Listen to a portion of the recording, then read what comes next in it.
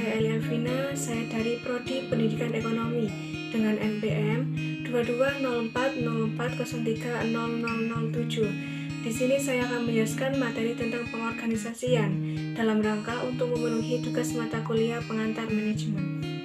Itu pengorganisasian kata dasarnya adalah organisasi. Pengorganisasian ialah pengaturan setelah perencanaan tersebut selesai digarap. Di dalam pengorganisasian itu, ada manajer memutuskan posisi-posisi yang perlu diisi, serta tugas-tugas dan tanggung jawab yang melekat pada setiap posisi tersebut. Jadi tempat pengorganisasian adalah pembagian tempat-tempat atau pengkotak-kotakan tempat menjadi lebih kecil. Dengan demikian, berbicara dengan pengorganisasian adalah sama dengan berbicara tentang organisasi. Ciri-ciri pengorganisasian. Ada 4 ciri-ciri pengorganisasian. Yang pertama adalah mempunyai tujuan dan sasaran untuk dicapai dalam organisasi.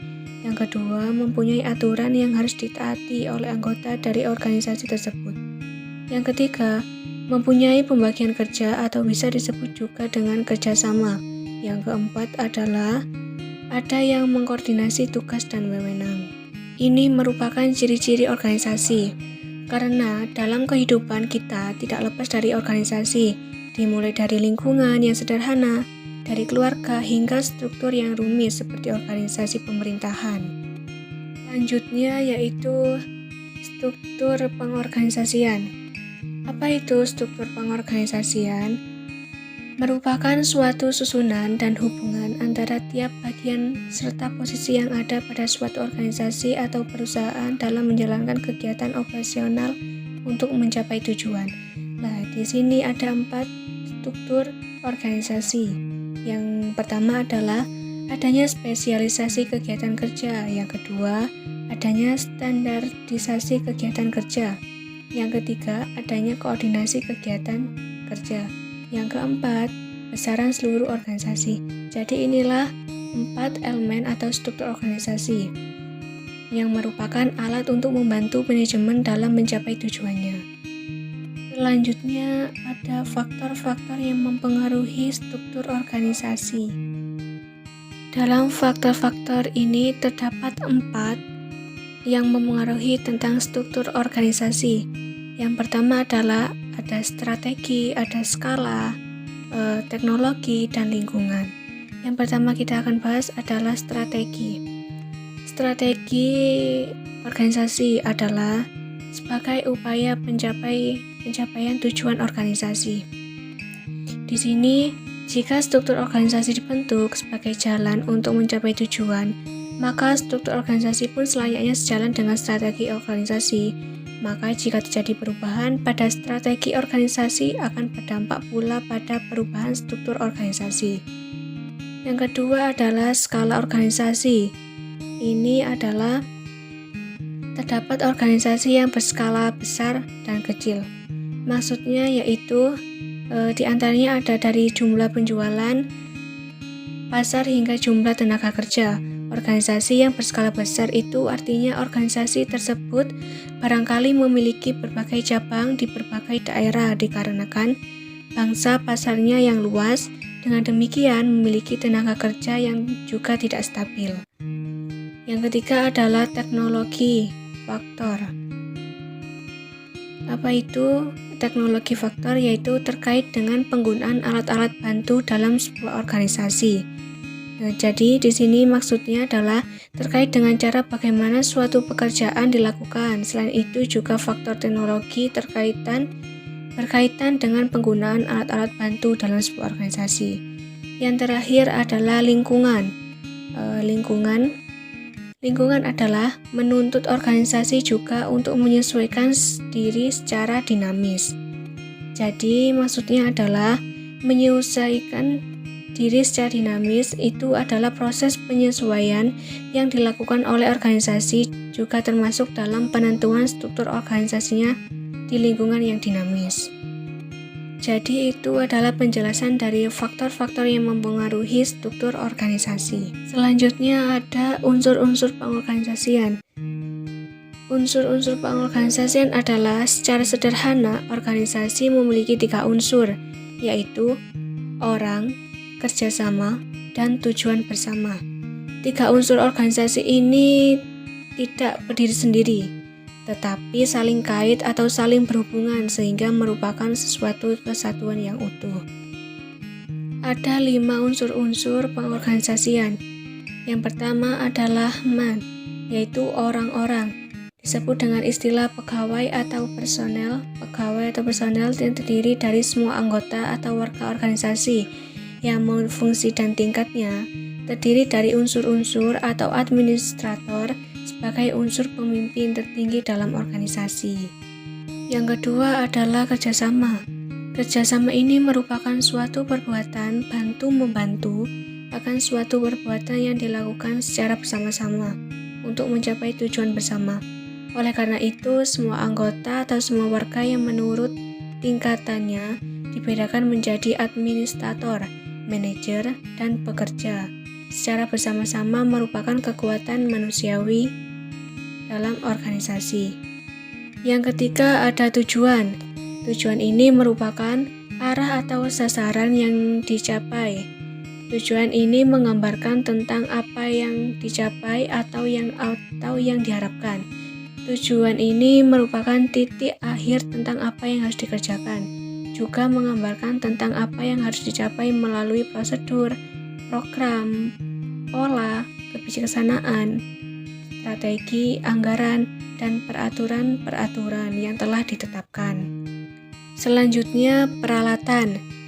Peralatan ini merupakan unsur yang keempat, yaitu peralatan atau equipment yang terdiri dari semua sarana berupa materai, mesin-mesin, uang, dan modal lainnya seperti tanah, gedung, bangunan, atau kantor.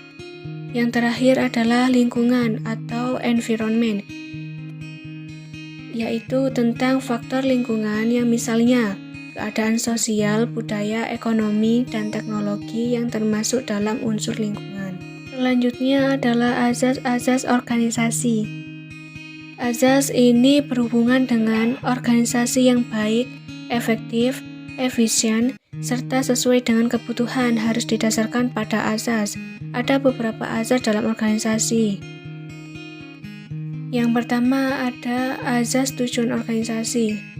Itu menjelaskan tentang organisasi harus jelas dan rasional.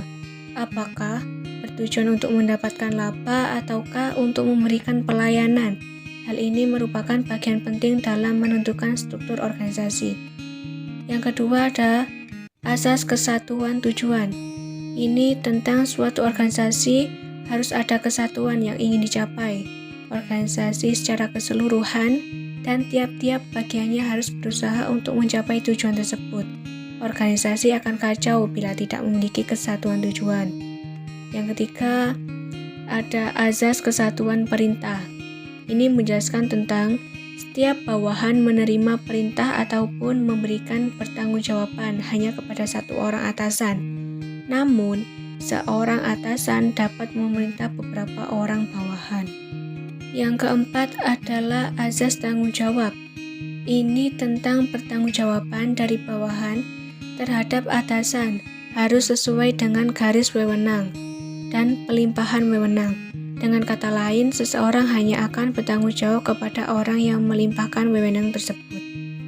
Yang kelima ada azas pembagian kerja, yaitu pengelompokan tugas-tugas, pekerjaan atau kegiatan-kegiatan yang sama dalam satu unit kerja hendaknya didasarkan atas eratnya hubungan pekerjaan tersebut.